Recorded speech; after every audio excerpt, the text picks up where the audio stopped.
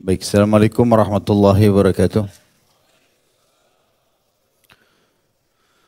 Alhamdulillah, tidak pernah berhenti kita memuji Sang Pencipta Allah atas segala nikmat yang dilimpahkan kepada kita. Sebagai seorang muslim kita sangat yakin bahwasanya Allah Subhanahu wa taala akan menjanjikan atau memenuhi janjinya dengan kalimat alhamdulillah, segala kebutuhan kita akan dipenuhi olehnya. Dan juga kita panjatkan salawat dan taslim kepada Nabi besar Muhammad sallallahu alaihi wasallam sebagai bentuk kepatuhan kepada Allah yang telah memerintahkan kita untuk mengucapkan salam hormat kepadanya. Melanjutkan bahasan kitab Minhajul Muslim kita, dan kita masih dalam bab solat dan sudah panjang lebar membahas tentang bab imamah atau menjadi imam. Sudah kita bahas syarat-syarat menjadi imam, hukum orang yang lebih utama untuk menjadi imam, imamnya anak kecil, kemudian imamnya wanita, imamnya orang buta, imamnya orang yang kurang utama, kemudian imamnya orang yang bertayamum, imamnya orang yang musafir, berdirinya makmum bersama imam, ini juga sudah dirincikan. Pembatas imam menjadi pembatas bagi orang yang di belakangnya atau makmum, wajibnya mengikuti imam, kemudian penggantian imam dengan makmum karena adanya uzur secara agama, imam harus bisa meringankan sholatnya, kemudian makruh imamah orang yang dibenci oleh jamaahnya, juga orang yang patut berdiri di belakang imam dan berbaliknya imam setelah salam. Nah, itu juga sudah kita bahas bahwasanya di belakang imam harus orang yang mirip dengan imam hafalannya dan pemahaman agamanya. Kemudian yang terakhir kita bahas pada pertemuan sebelumnya adalah masalah meluruskan saf. Dan kita akan masuk pada malam ini, semoga Allah berkahi, lanjutan bahasan bab solat, poin C-nya masalah masbuk atau makmum yang tertinggal. Syekh Abu Bakar rahimahullah menyusun poin-poin di sini. Poin pertama adalah mengikuti imam menurut keadaan yang didapatinya. Jika orang yang hendak menunaikan solat memasuki masjid dan ia mendapati solat sedang dilaksanakan, maka ia wajib memasuki masjid dengan segera dan mengikuti apa yang dilakukan imam sesuai dengan apa yang ditemukannya, baik dalam keadaan ruku, sujud, duduk, ataupun berdiri. Hal ini berdasarkan sabda Rasulullah sallallahu alaihi wasallam di dalam hadis yang diriwayatkan oleh Imam Tirmidzi nomor 591. "Idza ata ahadukumus salata wal imamu ala halin falyasna kama yasna'ul imam." Jika salah seorang di antara kalian mendatangi sholat dan ia mendapati imam sedang melakukan sesuatu, maka hendaklah ia melakukan sesuatu yang sedang dilakukan oleh imam tersebut. Meskipun hadis ini adalah hadis yang dhaif, namun mayoritas ulama telah mengamalkan kandungannya karena didukung dengan beberapa riwayat lain yang menguatkannya. Baik, saya rincikan dulu poin pertama ini, ikhwah dan akhwat sekalian, rahimani rahimakumullah. Yang paling pertama yang harus difahami adalah kita harus pada saat ingin sholat berjamaah ikut dengan imam walaupun dia berada di keadaan-keadaan yang tidak membuat kita mendapatkan rakaat itu. Karena ada sebuah hadis yang berbunyi, siapa yang mendapatkan rukuknya imam maka dia telah mendapatkan rakaat tersebut. Maka pada saat kita masuk masjid, imam Allahu Akbar ruku, kita sempat takbir Allahu Akbar dan ikut ruku, kita dapat rakaat itu. Baik, kalau imamnya sami Allah liman hamidah i'tidal atau imamnya lagi sujud, kebanyakan orang di negara kita di Indonesia yang sering kami temukan di masjid ya, kalau masuk masjid, dia lihat imamnya kalau sudah bangun dari ruku. Ini rakaat terakhir bukan? Kalau seandainya dia tunggu aja imamnya sampai imam bangun dari sujud kedua, ternyata sudah tahiyat terakhir, ya sudah, dia tunggu, biarin bubar itu, kemudian dia sholat sendiri atau dengan jamaah yang kedua, gitu kan? Benar nggak itu sering terjadi? Ini sebenarnya kegiatan yang keliru, ya. Sebab kita dianjurkan dalam syariat tetap kita mengerjakan sholat dengan imam dalam keadaan apapun. Baik itu imamnya lagi ruku untuk mendapatkan rakaat itu, atau imamnya i'tidal, sami Allahu liman hamidah, atau imamnya lagi sujud, sama saja. Tetap kita harus mengikuti imam. Karena keutamaan tetap didapatkan di situ walaupun kita tidak dapatkan rakaat. Contoh misal imam sami Allahu liman hamidah, kita juga takbir Allahu akbar, kita niat ikut i'tidal. Kita baca Rabbana walakal hamd.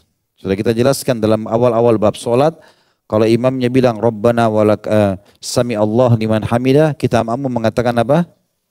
Rabbana walakal hamd, tidak usah ulangi lagi sami Allah liman hamidah. Makanya kita takbir Allahu akbar, lalu kita langsung mengatakan Rabbana walakal hamd, mil'us samawati sampai akhir, wa mil'ul ardi mil'u ma syi'ta min syai'in ba'd. Dan walaupun ini tidak mendapatkan rakaat itu, tapi kita dapat keutamaan i'tidal. Kemudian sujud, keutamaan sujud. Keutamaan dulu di antara dua sujud. Keutamaan sujud yang kedua. Keutamaan tahiyat. Tetap didapatkan. Dan umumnya ulama mengatakan, sholat berjamaah di awal waktu, termasuk di dalamnya sini adalah kita mengikuti jemaah yang pertama lebih afdal daripada jemaah yang kedua. Walaupun kita nggak dapatkan satu rakaat pun dari jemaah yang pertama. Jadi maksudnya, kalau ikhwah dan akhwat sekalian rahiman rahimakumullah masuk ke masjid, kemudian menemukan ternyata imam sudah tahiyat terakhir. Mana lebih afdal? Kita ikut berjamaah sama imam di situ, padahal tidak dapat satu rakaat pun, atau kita bentuk jemaah baru bahkan kita bisa jadi imam. Maka mayoritas ulama mengatakan tetap jemaah pertama. Karena jemaah pertama dihitung lebih awal waktunya.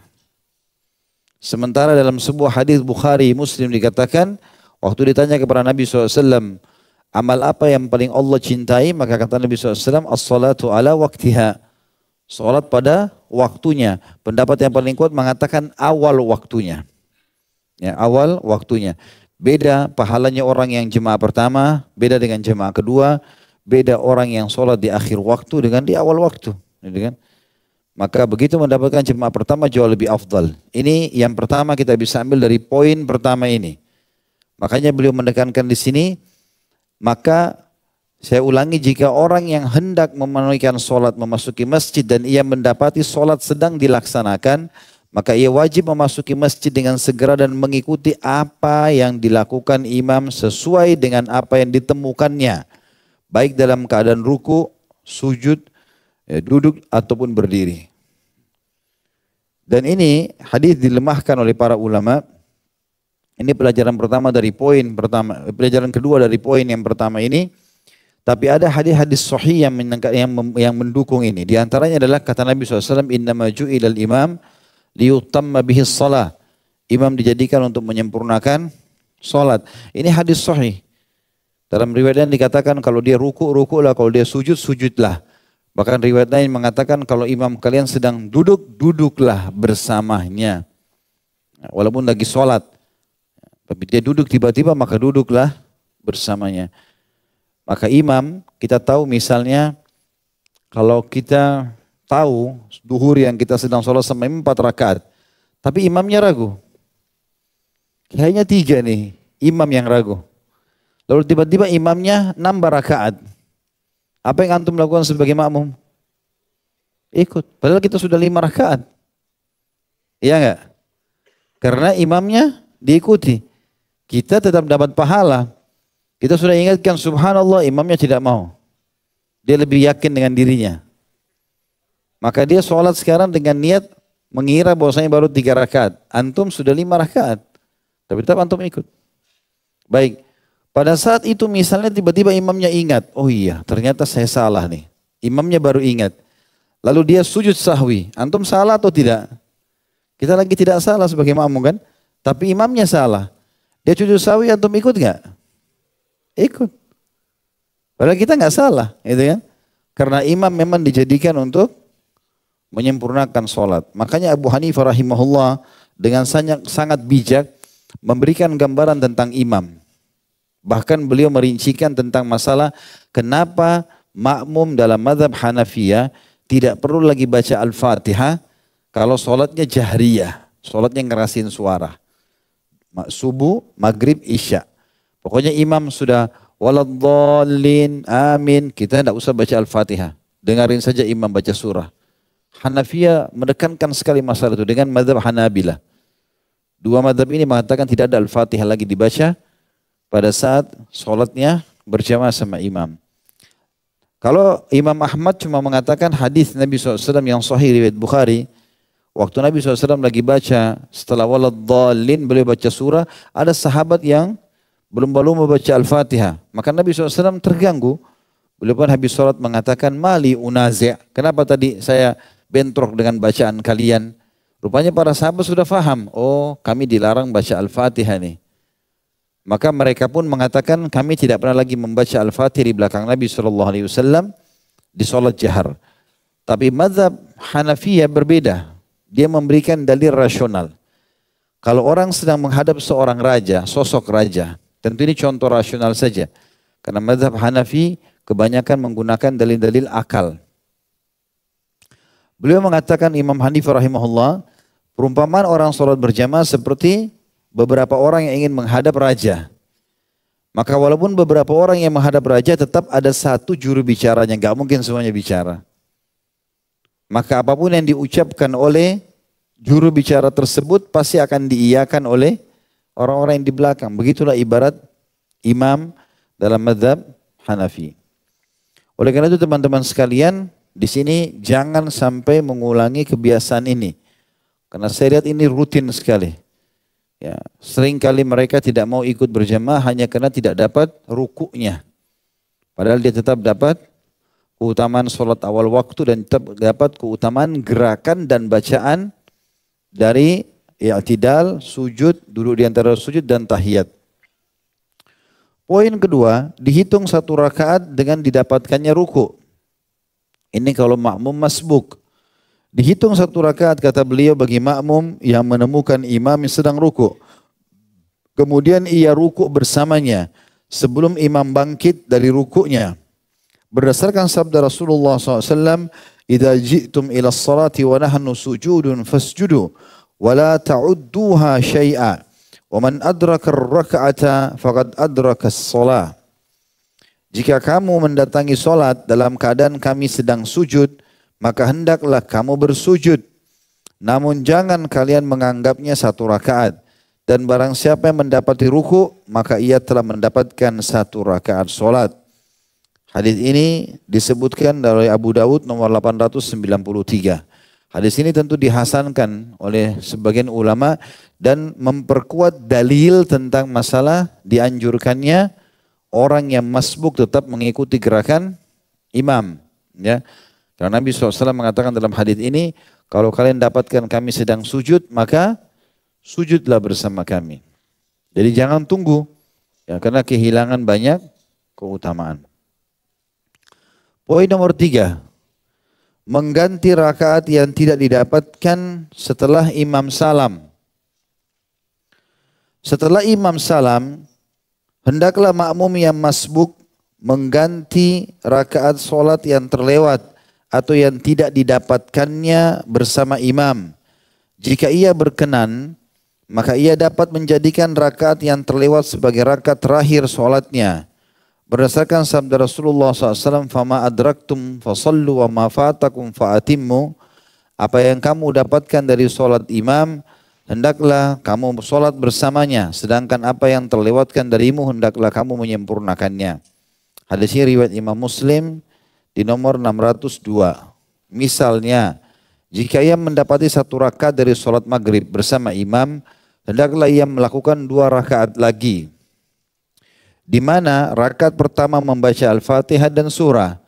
Sedangkan rakaat yang kedua cukup membaca Al-Fatihah saja, lalu tasyahud dan salam.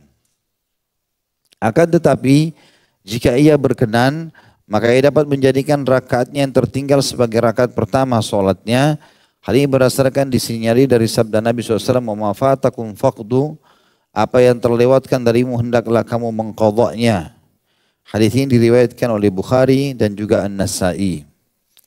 Jika yang tertinggal itu 1 rakaat dari sholat maghrib, maka ia dapat menunaikan rakaat tersebut dengan membaca Al-Fatihah dan surah dengan suara keras, sebagaimana rakaat yang tertinggal, lalu tasyahud dan salam. Sebagian ulama juga berkata pendapat yang menjadikan rakaat yang tertinggal sebagai rakaat pertama dari sholatnya adalah pendapat yang lebih kuat. Pendapat yang lebih kuat. Artinya kalau kita masbuk, maka rakaat berapa yang kita dapatkan dari imam? 1 rakaat, berarti kalau maghrib kita tambah 2 rakaat. Kalau sholat duhur atau asar atau isya, kita berapa 1 rakaat, berarti kita tinggal menambah 3 rakaat. Ya. Dan juga pendapat ulama mengatakan kalau orang sedang sholat berjamaah dengan imam, dia tetap mengikuti gerakan-gerakan imam, tapi khusus gerakan-gerakan tertentu seperti misalnya tasyahud. Jadi kalau misalnya antum pas masuk sholat isya ingin berjamaah, ternyata antum temukan imam sudah rakaat ketiga. Berarti imam rakaat ketiga sama rakaat keempat. Antum sendiri rakaat pertama sama rakaat kedua.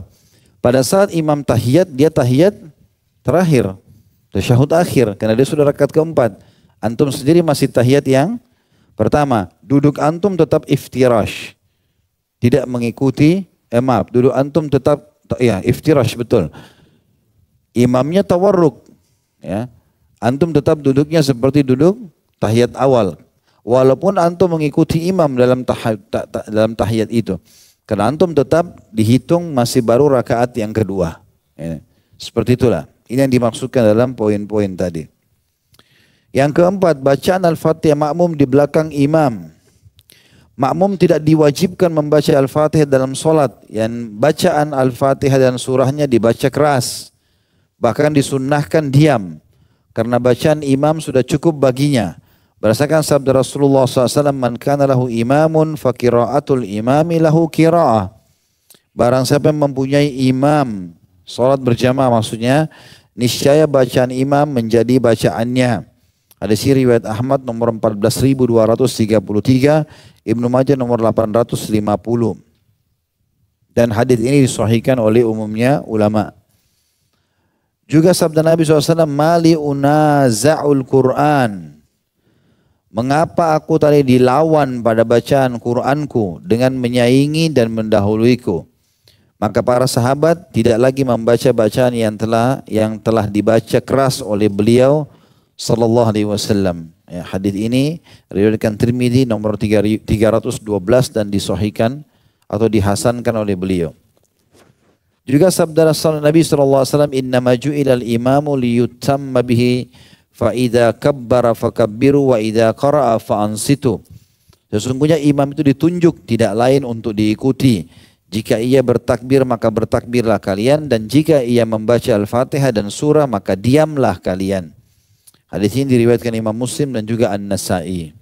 Dan ini mazhab yang dipegangi oleh Imam Ahmad dan Abu Hanifah rahimahumullah. Bahkan kalau tidak salah sama Imam Malik juga berpendapat yang sama.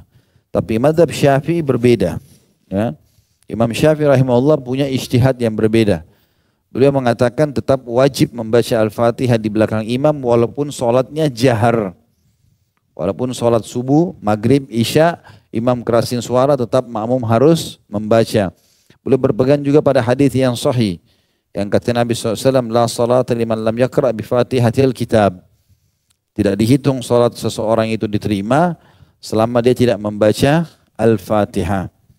Ya, maka Imam Syafi'i mengambil hadis ini mengatakan ini global. Berlaku orang sholat sendiri atau sholat berjamaah. Sholat jahar ngerasin suara atau sholat sir mengecilin suara.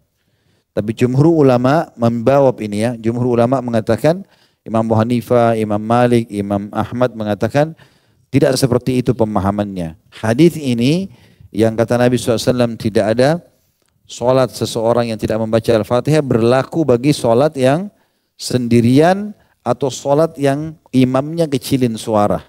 Kayak duhur dan asar. Kalau sholat yang kerasin suara maka hadis-hadis inilah yang berlaku. Ya, karena hadis ini jelas. Seperti misalnya ini hadis yang terakhir tadi. Yang riwayat Imam Muslim.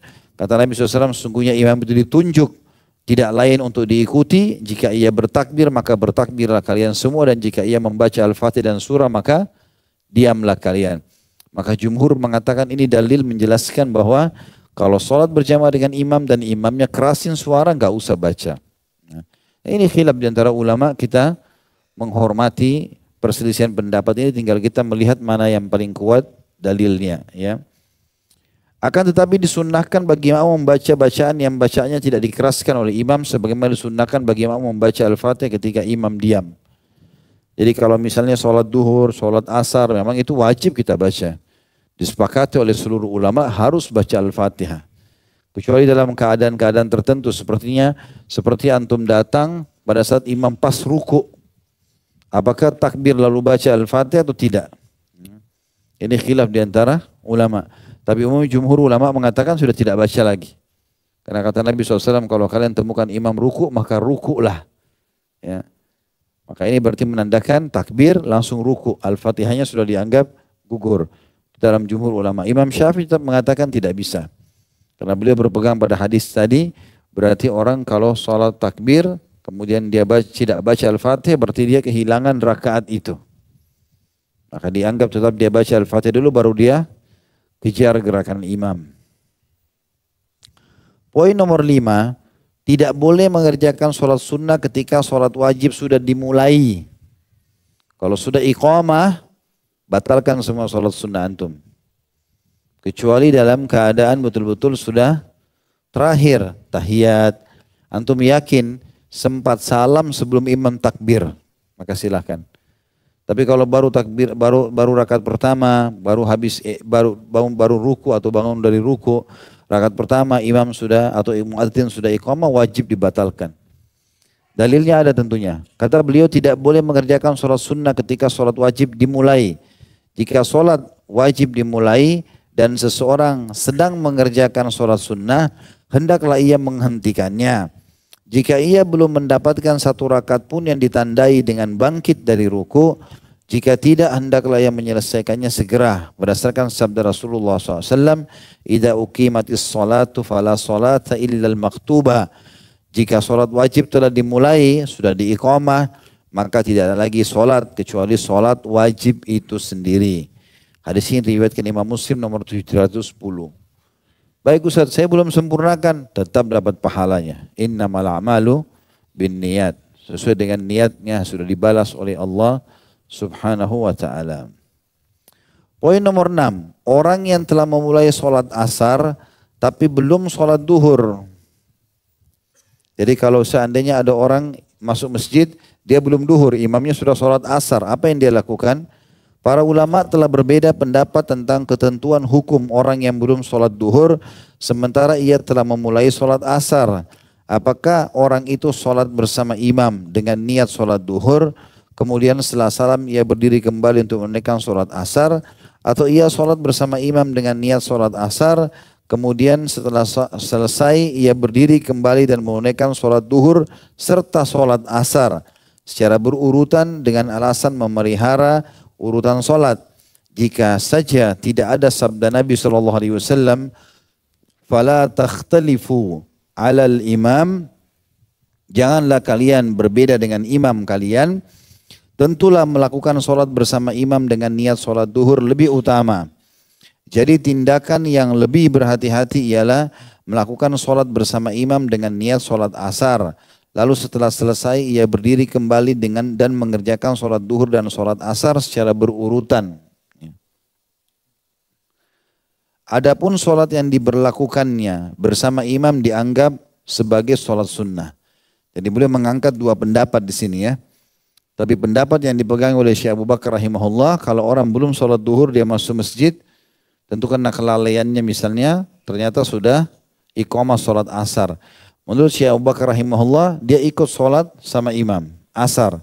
Tapi itu dianggap sunnah, belum wajib bagi dia. Karena apa? Karena dia belum sholat duhur dan urutan sholat wajib. Duhur dulu baru asar. Maka setelah sholat salam sama imam, dia sholat duhur dulu baru dia sholat asar lagi. Seakan-akan dia mengerjakan asar dua kali. Tapi pendapat yang dipegangi oleh jumhur ulama bukan begini. Jadi dia boleh mengerjakan sholat duhur walaupun imamnya asar, berbeda niat. Yang penting jumlah rakaatnya sama. Yang disebutkan oleh ulama, tidak bisa kita sholat ya bermakmum pada imam kalau jumlah rakaatnya beda. Kayak misalnya teman-teman belum sholat maghrib.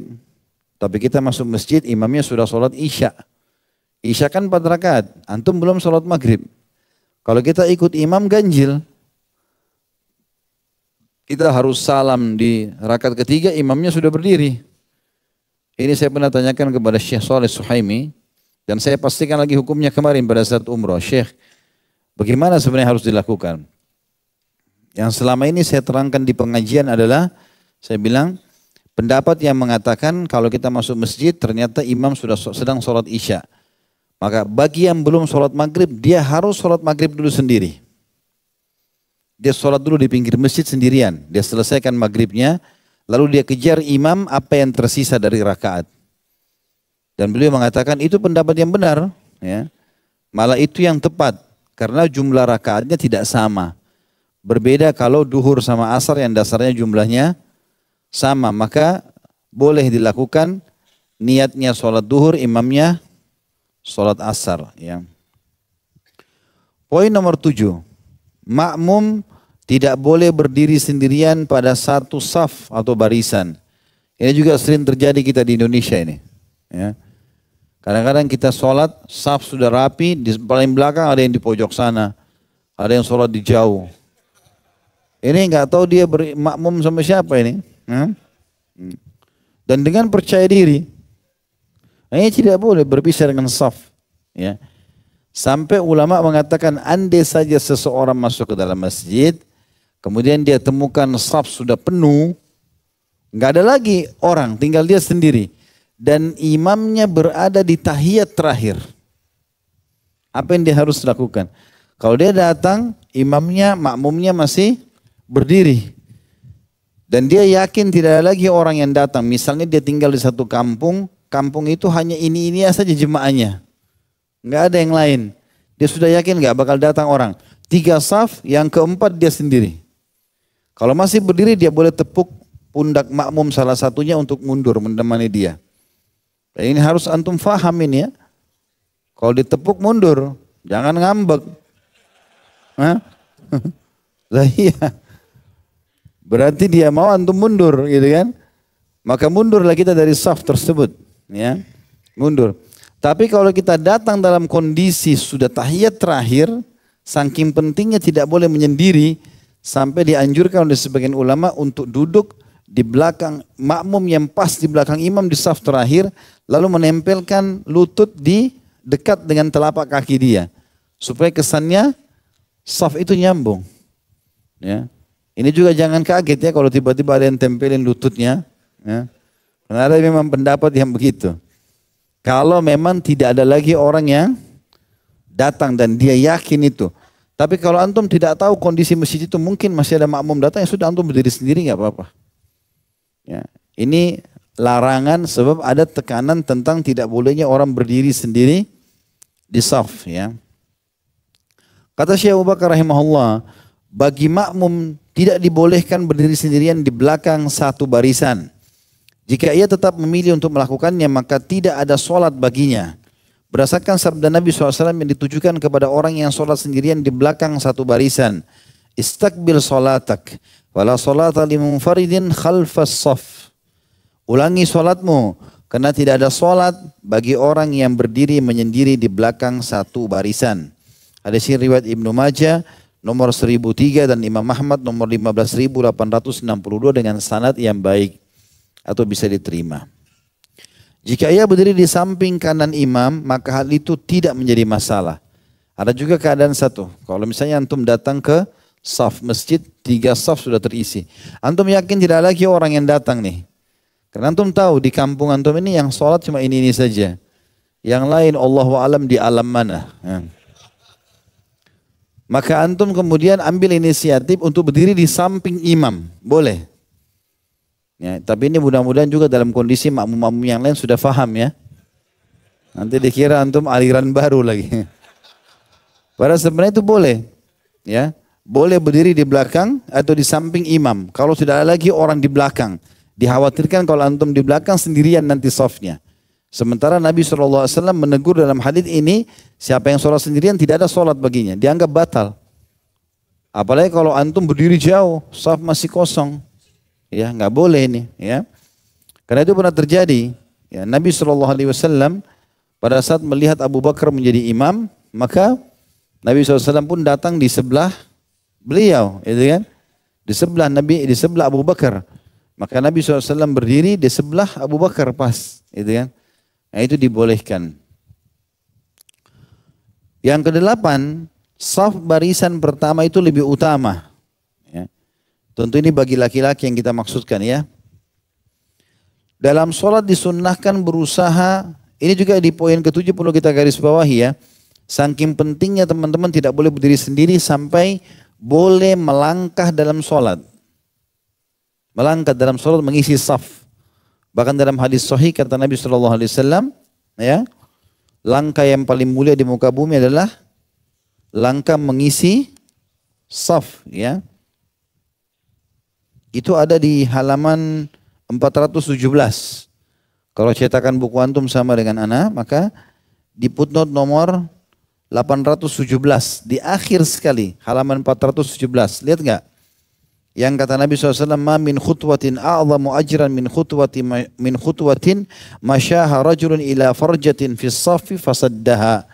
Tidak ada langkah yang paling besar pahalanya dari langkah yang dilakukan seseorang menuju celah saf sehingga ia menutupi atau merapatkannya. Hadis ini riwayat Bazzar dengan sanad hasan. Ya. Artinya memang kita dianjurkan melangkah. Jadi kalau ada orang yang batal sholatnya di depan antum lagi di saf belakang, jangan biarkan saf itu kosong. Dia keluar, antum isi saf itu. Termasuk juga imamnya. Makanya waktu Umar bin Khattab tertusuk oleh Abu Lu'lu', maka diganti oleh Abu Musa al-Asy'ari, langsung maju ke depan. Walaupun ada sebagian di antara sahabat yang berhenti untuk mengurus Umar bin Khattab radhiyallahu anhu ajma'in. Yang kedelapan, saf barisan pertama lebih utama, terutama bagi laki-laki yang di depan. Dalam saf, dalam sholat disunnahkan berusaha supaya menempati saf pertama dan berdiri di samping kanan imam. Jadi di belakang imam dan saf itu dimulai dari belakang imam ke kanan. Sudah full baru ke sebelah kiri. Di saf kedua juga begitu. Mulai di belakang imam ke kanan dulu, full baru ke kiri. Begitu terus. Ya. Begitu terus diisi ke kanan terus sampai full baru ke kiri lagi. Hal ini berdasarkan sabda Nabi SAW, Inna Allah wa malaikatahu yusalluna ala saffil awal. Qalu ya Rasulullah wa ala thani wa fi thalithati qala wa ala thani. Sesungguhnya Allah dan para malaikatnya mendoakan orang yang sholat di saf pertama. Dan para sahabat bertanya, wahai Rasulullah, bagaimana dengan orang yang di saf kedua? Dan pada yang ketiga kalinya Rasulullah SAW menjawab juga saf kedua. Hadis ini riwayat Ahmad nomor 21.760 dan At-Tabarani dalam Mu'jamul Kabir di 8 halaman 174 dengan sanad yang baik. Ya. Jadi ini antum harusnya mengutamakan saf yang pertama. Kalaupun ketinggalan minimal saf yang kedua. Karena para sahabat bertanya, ya Rasulullah bagaimana saf kedua? Nabi tetap bilang saf pertama. Ya Rasulullah saf kedua, saf pertama. Sampai 3 kali baru Nabi mengatakan iya saf kedua juga. Jadi seperti Nabi SAW mendoakan orang di saf pertama 3 kali. Sementara saf kedua 1 kali. Ya. Jadi jangan dorong-dorongan sama orang. Silakan Pak, silakan Pak, silakan masuk surga. Ya. Kok silakan. Nah, biasa begitu sering kali. Saf pertama dipersilakan orang lain. Ini seperti emas kita tinggalkan. Yang luar biasa. Sampai kata Nabi SAW, La ya'alamun nasu ma fi nidai was-safil awal la'atauhuma walau habwa. Andai saja orang-orang tahu apa yang Allah janjikan di saf pertama dan di azan dan saf pertama, maka mereka akan mendatangi keduanya walaupun merangkak.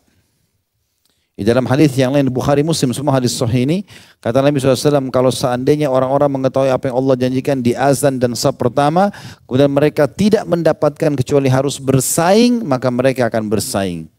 Sampai sebagian ulama salaf mengatakan, andai saja saya memiliki harta yang sangat melimpah di muka bumi ini, lalu saya masuk masjid, saya temukan saya masuk di saf kedua, kalau ada satu orang di saf pertama yang mau mundur untuk 1 sholat saja dan saya bayar dengan seluruh harta saya akan lakukan. Mereka punya miliaran, dibayar orang saf pertama. Yang penting tukaran, 1 sholat mau dibeli dengan harga begitu. Antum fadhal silakan. Silakan terus orang banyak pahala. Kemudian sabda Rasulullah SAW juga dikatakan dalam hadis yang sahih. Khairu sufufi rijali awwaluha wa syarruha akhiruha wa khairu sufufin nisa'i akhiruha wa syarruha awwaluha. Sebaik-baik saf laki-laki adalah saf pertama dan seburuk-buruk saf bagi laki-laki adalah saf yang terakhir. Sedangkan sebaik-baik saf wanita adalah saf terakhir dan seburuk-buruknya adalah saf yang pertama. Hadis ini diriwayatkan oleh Imam Muslim nomor 440. Ya. Ini tentu ada motivasi bagaimana setiap laki-laki berada di saf pertama. Ya. Kalau darurat sekali kita memang telat, ada udzur syar'i, tidak dengar azan, sakit perut, apalah ada udzur syar'i itu berbeda. Ya. Karena ada juga halangan-halangan teman-teman, antum tidak boleh paksa ya. Seperti kata Nabi SAW, jangan kalian sholat dengan menahan dua keburukan. Maksudnya maaf, kebelet buang air kecil, kebelet buang air besar. Ini nggak boleh sholat. Itu harus selesaikan dulu. Ya. Kalau enggak nanti tidak konsentrasi sholatnya. Maka harus diselesaikan ini. Juga dalam hadis yang lain, kata Nabi SAW, hadis ini diriwayatkan Abu Daud nomor 676. Inna Allah wa malaikatahu yusalluna ala alladhina yusalluna ala mayaminis sholah atau mayaminis sufuf. Sesungguhnya Allah dan para malaikatnya mendoakan orang-orang yang menempati saf-saf di sebelah kanan. Bahkan para sahabat mengatakan kami sangat bahagia pada saat sholat di saf pertama dan di sisi kanan saf. Karena kalau Nabi SAW mengatakan luruskan, selalu pandangan beliau ke sebelah kanan saf. Maka pandangan Nabi SAW dianggap bernilai plus bagi para sahabat ya, untuk meluruskan saf-saf tersebut. Dan saking pentingnya mengisi saf-saf ini sampai kata Nabi SAW atau kata para sahabat, Nabi SAW mengatur saf-saf kami agar rata ya, seakan-akan beliau sedang mengatur anak panah yang akan dilepaskan dari busurnya. Jadi harus semuanya sejajar. Juga sabda Nabi SAW di dalam hadis yang diriwayatkan Imam Muslim nomor 438, taqaddamu fa'tammu bi wal ya'tamma bikum man ba'dakum la yazalu qaumun yata'akhkharuna hatta yu'akhiruhumullah. Majulah kalian dan ikutilah aku. Ikuti imam, makin dekat dengan imam, makin bagus ya. Kemudian orang-orang yang di belakang kalian, kalau saf pertama sudah penuh, jangan dipaksakan, maka ikutlah buat saf yang kedua. Dan tidak ada satu kaum yang membiasakan diri terlambat dari saf pertama, sengaja nunda-nunda ke masjid, sengaja nunda-nunda ngisi saf yang depan, kecuali Allah juga membuat mereka terlambat. Makna di sini Allah buat mereka terlambat, ada putut nomor 831 di bawah, maksudnya terlambat memperoleh rahmat atau karunia-Nya Allah yang besar dan ketinggian derajat. Juga terlambat dari ilmu dan yang semisalnya. Artinya ada janji-janji Allah di situ. Kadang-kadang teman-teman ada ibadah yang kita anggap mungkin biasa tapi ternyata di sisi Allah besar sekali. Makanya dalam sebuah hadis yang lain kata Nabi SAW, la tahkiranna minal ma'rufi syai'a. Jangan kalian pelit-pelit dengan amal saleh. Walaupun itu kecil. Pun hanya ngisi saf misalnya. Walaupun hanya sekedar memposisikan posisi yang tepat dari jari-jari. Dari tubuh pada saat ruku, pada saat sujud, i'tidal, duduk di antara dua sujud, mau salam, semuanya ini ada nilai pahala yang sangat tinggi di sisi Allah Subhanahu wa taala. Dan Allah kalau memberikan balasan, innallaha yarzuqu may yasha'u bighairi hisab. Kalau Allah sudah kasih balasan, enggak ada lagi hitung-hitungannya. Makanya tidak boleh perhitungan atau menganggap remeh satu pun dari jenis amal soleh, tetap dikerjakan. Jelas enggak ini? Baik. Materi ke-8, masalah azan dan iqamah. Yang pertama poin A-nya adalah azan, dan azan definisinya adalah azan adalah pemberitahuan mengenai telah tibanya waktu sholat dengan lafaz tertentu. Sementara hukum azan sendiri termasuk salah satu wajib kifayah atau kewajiban yang jika dilakukan oleh sebagian orang maka hal itu dianggap cukup serta dihukumi gugur dari yang lainnya bagi penduduk satu kota dan suatu kampung. Berdasarkan sabda Rasulullah SAW, "Idza hadaratis salatu falyu'adzin lakum ahadukum wal ya'ummakum akbarukum." Jika telah datang waktu sholat, hendaklah salah seorang di antara kalian mengumandangkan azan. Dan hendaklah orang yang paling tua di antara kalian mengimami sholat. Hadis ini riwayat Bukhari nomor 628 dan Imam Muslim 674. Ya. Tentu ini sudah kita jelaskan dalam bab imamah ya. Kalau yang didahulukan adalah bacaan Qur'annya, kemudian setelah itu sunnahnya, pemahaman sunnahnya, baru kemudian masalah-masalah hukum-hukum halal haramnya agama. Kalau semuanya sama, termasuk hijrah ya, kalau semuanya sama, barulah kemudian dilihat umurnya. Jadi tidak spontanitas tua langsung didahulukan. Ya. Kalau orang tua bacaannya memang bagus, segala macam, lebih khusyuk, faham hukum Allah SWT itu lain. Tapi kalau tua dan tidak faham, tidak boleh. Ya. Tetap yang lebih mudah didahulukan dengan bacaan yang lebih baik. Bagi orang yang sedang bepergian dan berada di padang pasir, disunnahkan mengumandangkan azan pada waktu sholat tiba. Berdasarkan sabda Rasulullah SAW, فَإِذَا كُنْتَ فِي غَنَمِكَ أَوْ بَادِيَتِكَ فَأَذَّنْتَ بِالصَّلَاةِ فَارْفَعْ صَوْتَكَ بِالنِّدَاءِ فَإِنَّهُ لَا يَسْمَعُ مَدَى صَوْتِ الْمُؤَذِّنِ جِنٌّ وَلَا إِنسٌ وَلَا شَيْءٌ إِلَّا شَهِدَ لَهُ يَوْمَ الْقِيَامَةِ. Jika kamu sedang mengembalakan kambingmu atau berada di padang pasirmu, hendaklah kamu mengumandangkan adzan sholat pada waktu sholat tiba. Dan keraskanlah suaramu ketika mengumandangkannya, karena tidaklah jin, manusia, dan sesuatu yang mendengar lengkingan suara muadzin, melainkan ia akan menjadi saksi baginya pada hari kiamat. Hadis ini riwayat Bukhari nomor 609. Ya. Dan ini teman-teman sekalian jelas maknanya. Jadi kalaupun antum sholat sendiri, misalnya kita lagi musafir, kemudian kita sholat di hotel, datang ke satu negeri, susah masjidnya. Dan kita mungkin juga dalam kondisi safar, safar pun boleh sholat tidak di masjid, gugur baginya ya. Walaupun dia boleh ke masjid, lebih afdal. Tapi kalau dia mau sholat sendiri di kamar, dia azan juga. Ya, di kamar hotel misalnya, dia tetap azan. Yang penting kan kita ingin agar lingkungan kita menjadi saksi pada hari kiamat. Temboknya, udaranya, jinnya, manusianya, kita tidak tahu siapapun. Allah datangkan menjadi saksi pada hari kiamat untuk menambah pahala kita. Dan ulama mengatakan muadzin lebih afdal daripada imam.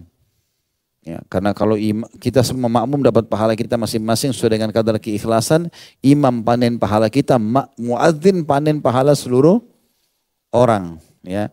Karena dia memanggil untuk azan. Tapi ingat, azan walaupun itu adalah keutamanya besar, sebagaimana sabda Nabi SAW juga dikatakan, sesungguhnya para muadzin itu orang yang paling tinggi lehernya pada hari kiamat. Maksudnya paling dikenal, bukan lehernya panjang ya. Ya kalau antum baca lafaz hadis itu nanti jadi bingung kalau nggak tahu. Lihatnya paling dikenal, dilihat nanti pada hari kiamat. Dia tahu ini muadzin gitu. Tapi tetap tidak boleh adzan yang suaranya hancur juga ini. Harus yang benar suaranya. Karena pernah ada sahabat mimpi. Waktu Nabi SAW awal hijrah ke Madinah, sudah ada perintah sholat. Tapi sahabat ngumpul cuma lihat waktu sholat. Gitu kan. Oh ini matahari, oh ini sudah begini ya. Bayangan sudah begini, mereka ikuti. Ya, misalnya subuh dengan mulai kelihatan langit. Kemudian duhur sudah mulai tegak. Kalau ditancapkan tombak, bayangannya sejajar atau condong sedikit. Begitu ada bayangan sedikit berarti sudah masuk waktu duhur. Kalau asar sudah memanjang bayangan itu, gitu kan.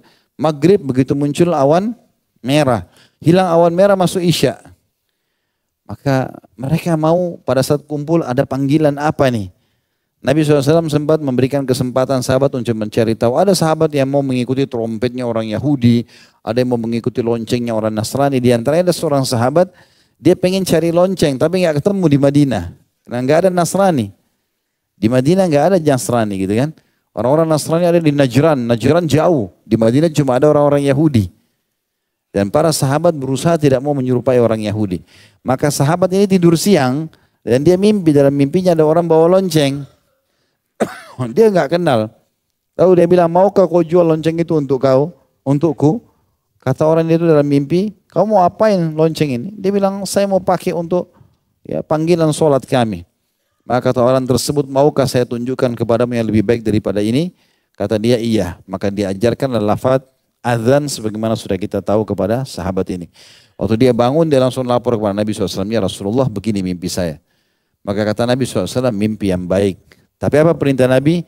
Ajarkan lafaz itu kepada Bilal karena suaranya lebih bagus dari kamu. Ya, sudah paham? Nah, berarti harus yang suaranya bagus, apalagi sholat subuh. Ya, buat orang jadi bangun tidur, bagusnya. Ini dia azan orang tutup kuping. Karena suaranya ribut.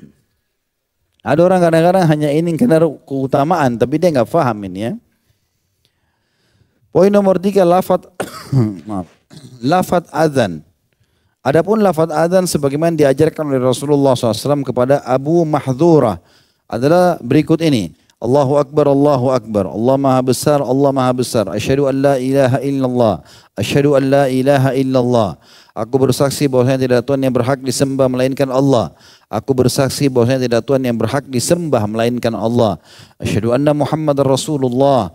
Asyhadu anna Muhammadar Rasulullah. Aku bersaksi bahwasanya Muhammad adalah utusan Allah. Aku bersaksi bahwasanya Muhammad adalah utusan Allah. Kemudian Rasulullah SAW mengulangi lagi bacaan 2 kalimat syahadat ya, sebanyak 2 kali dengan suara keras. Ini yang disebut dengan at-tarji'. Ya. Kemudian hayya 'alas shalah, maksudnya asyhadu an la ilaha illallah. Ya, asyhadu an la ilaha illallah seperti itulah. Kemudian asyhadu anna Muhammad Rasulullah. Ya, terus diulangi sampai 2 kali.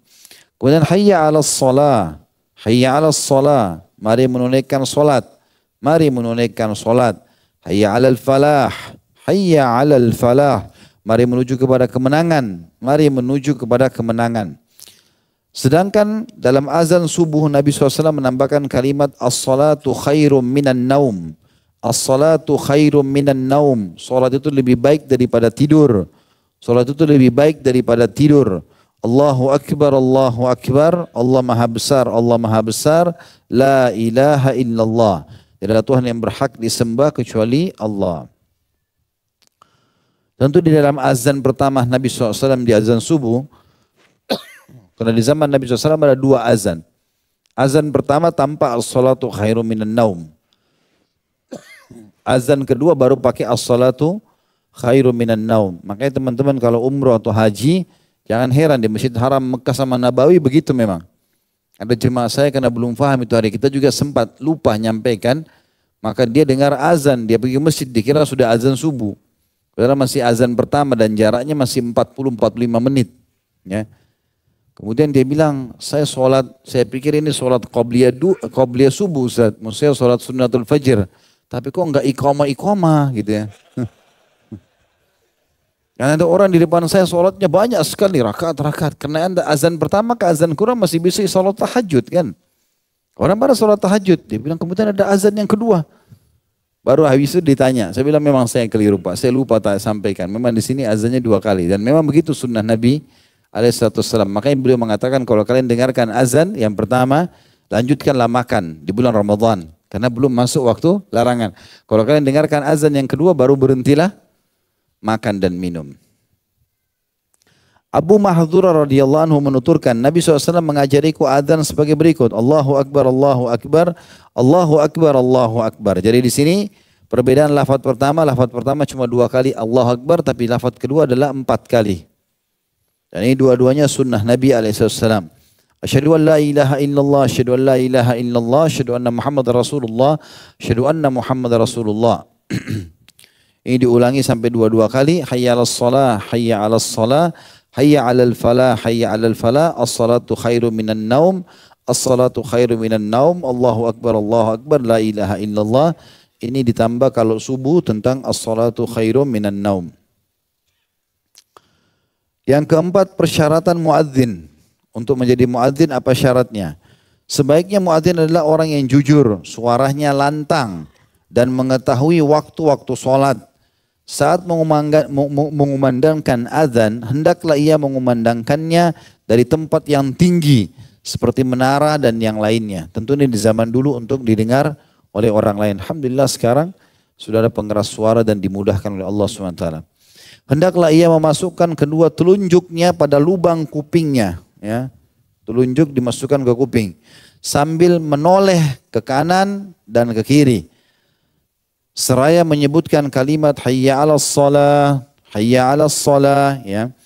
Ini terutama dalam hayya 'alas shalah dan hayya 'alal falah dianjurkan untuk balik ke kanan, menarik suara itu sampai ke kiri. Tapi dari lafaz Allahu Akbar selain hayya 'alas shalah hayya 'alal falah ini dianjurkan hanya ke depan saja, tapi sunnahnya menutup kuping, ya. Menutup kuping dengan jari telunjuk. Kata beliau, kemudian hendaklah ia tidak mengambil bayaran atas azannya kecuali dari baitul mal atau kas negara ataupun dari wakaf, ya. Artinya jangan dia bilang saya mau azan tapi bayar saya sekian, ya. Tapi kalau dia menjadi marbot masjid, dia menjadi pegawai rutin masjid lalu digaji dari wakafnya, maksudnya uang sunduknya, uang amalnya atau pemerintah yang bayar, nggak ada masalah. Poin B-nya masalah iqamah. Berhubungan dengan masalah hukum iqamah, iqamah merupakan salah satu perbuatan sunnah yang sangat dianjurkan pada tiap-tiap sholat wajib yang 5, baik yang dilakukan pada waktunya atau yang tertinggal. Berdasarkan sabda Nabi SAW, "Ma min thalathatin fi qaryatin wala badwin la tuqamu fihimus salatu illa qad istahwadha alaihimus syaitan fa alayka bil jama'ah fa innama ya'kulu dhi'bu minal ghanamil qasiyah." Tidaklah ada 3 orang di satu kampung atau daerah pedalaman yang mereka tidak mendirikan sholat berjamaah di dalamnya, melainkan syaitan pasti akan menguasai mereka. Karena itu, hendaklah kamu selalu mendirikan sholat berjamaah, karena serigala itu hanya akan menerkam kambing yang menyendiri atau terpisah dari kelompoknya. Hadis ini diriwayatkan oleh Abu Daud nomor 547. Nah, jadi sini maksudnya adalah dianjurkan sekali iqamah sholat, walaupun antum telat, ya, usahakan tetap iqamah sholat. Kalau azan tadi dianjurkan di awal waktu. Juga berdasarkan penuturan Anas radhiyallahu anhu, Bilal telah diperintahkan agar menggenapkan azan dan mengganjilkan iqamah. Hadis ini riwayat Imam Muslim nomor 378. Sementara lafaz iqamah sendiri mengenai lafaz iqamah sebagaimana dijelaskan dalam hadis Abu Daud nomor 499 yang dituturkan Abdullah bin Zaid yang memimpikan lafaz azan adalah sebagai berikut. Allahu Akbar, asyhadu an la ilaha illallah, asyhadu anna Muhammad Rasulullah, hayya 'alas shalah, hayya 'alal falah, qad qamatis salatu, qad qamatis salah, Allahu Akbar, la ilaha illallah. Catatan di sini, imam lebih berhak atas iqamah. Sehingga muadzin tidak boleh mengumandangkan iqamah kecuali setelah imam hadir dan atas seizinnya. Berdasarkan keterangan dalam hadis berikut ini, kata Nabi SAW, al-muadzinu amlaku bil azan, wal imamu amlaku bil iqamah. Muadzin lebih berhak atas azan, sedangkan imam lebih berhak atas iqamah. Hadis ini diriwayatkan Tirmidzi dan Baihaqi. Dan lafaz ini mirip Baihaqi di jilid 2 halaman 19.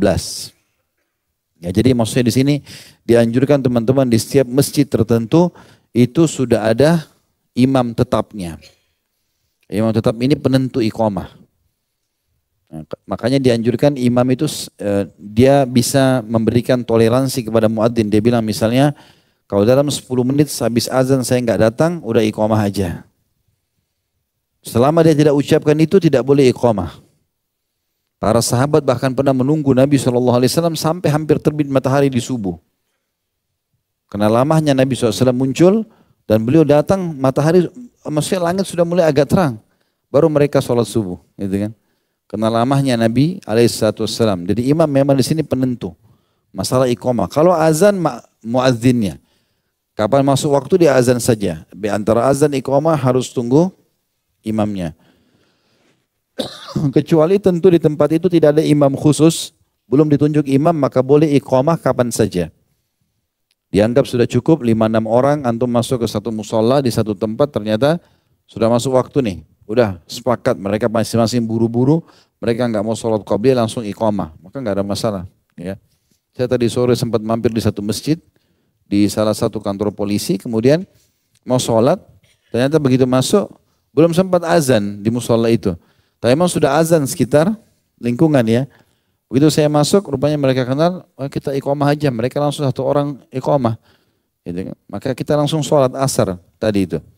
Ini tidak ada masalah, karena suara azan sudah didengar ya di sekitar lingkungan. Sebab satu azan sudah mewakili semua itu. Ini saya juga pernah jelaskan di Jordan sampai sekarang. Saya pernah waktu masuk ke salah satu masjid di Amman. Kemudian saya pikir ini Amman jauh. Saya sempat bilang sama pengurus masjidnya, bisa nggak saya azan? Dia bilang di sini peraturannya nggak bisa azan. Azan itu di masjid Jami' induk kayak kita Istiqlal. Nanti masjid yang lain satu kota Amman cuma putar radio. Mereka dengar azan itu saja. Dan ini muadzinnya panen pahala ini. Ya. Karena dia sendirian. Nanti iqamah baru boleh muadzin setiap masjid. Rupanya begitu memang satu masjid. Dan itu sudah difatwakan oleh majelis ulama di sana. Maka dibolehkan. Yang penting intinya terdengar. Dan memang waktunya sudah masuk. Ya. Akan tetapi kata beliau, dalam sanadnya terdapat perawi yang tidak dikenal tentang masalah ini. Namun demikian pengamalan kandungan hadis ini telah umum di kalangan ahli fikih. Karena didukung oleh keterangan lain dalam hadis yang diriwayatkan dari Ali radhiyallahu anhu dan Umar radhiyallahu anhu. Karena muadzin itu lebih berhak atas azan dari yang lainnya. Maka ia boleh mengumandangkan azan saat waktu sholat telah tiba, tanpa harus menunggu kedatangan seseorang atau meminta izin kepada imam atau yang lainnya. Masuk ke poin yang lain, hal-hal yang disunnahkan adalah atau dalam azan. Yang pertama tarassul, yakni tidak terburu-buru ketika azan. Serta hadru, yakni mempercepat bacaan ketika iqamah. Jadi kalau azan pelan-pelan, kalau iqamah lebih cepat. Hal itu berdasarkan sabda Rasulullah SAW, "Idza adzanta fatarassal wa idza aqamta fahdur." Jika kamu mengumandangkan azan, hendaklah kamu perlahankan. Sedangkan jika kamu mengumandangkan iqamah, hendaklah kamu mempercepat bacaan. Tarassul berarti memperlambat, mengatur seperti tartil lah kalau Al-Quran. Sementara hadru adalah menyegerakan iqamah itu. Hadis ini diriwayatkan oleh Tirmidzi dan lafaz ini milik Baihaqi di 2 halaman 19. Yang kedua, menirukan bacaan muadzin dan mukim atau orang yang mengumandangkan iqamah dengan suara pelan, di mana orang yang mendengarkan hendaklah mengikuti lafaz muadzin dan mukim, kecuali saat dibaca lafaz hayya 'alas shalah, hayya 'alal falah. Mari menunaikan salat, mari menunaikan salat. Hendaklah tidak menyerukan lafaz tersebut tetapi mengucapkan la haula wala quwata illa billah. Tidak ada daya dan upaya kecuali dari atas pertolongan Allah. Dan saat dibaca lafaz qad qamatis shalah, qad qamatis shalah, salat sudah didirikan, sungguh salat telah didirikan, hendaklah ia mengucapkan aqamahallahu wa adamaha. Semoga Allah tetap mendirikannya dan mengabadikannya. Qad qamatis shalah. Berdasarkan hadis ini diriwayatkan oleh Abu Dawud nomor 528. Anna Bilalan akhadha fil iqamati falamma an qala qad qamatis salatu qala Nabi SAW aqamaha Allah wa adamaha. Bahwa Bilal mulai mengumandangkan iqamah, maka tak kala dia mengucapkan sungguh salat telah didirikan, maka Nabi SAW menjawab semoga Allah tetap mendirikannya dan mengabadikannya. Juga berdasarkan hadis yang diriwayatkan oleh Imam Muslim nomor 384.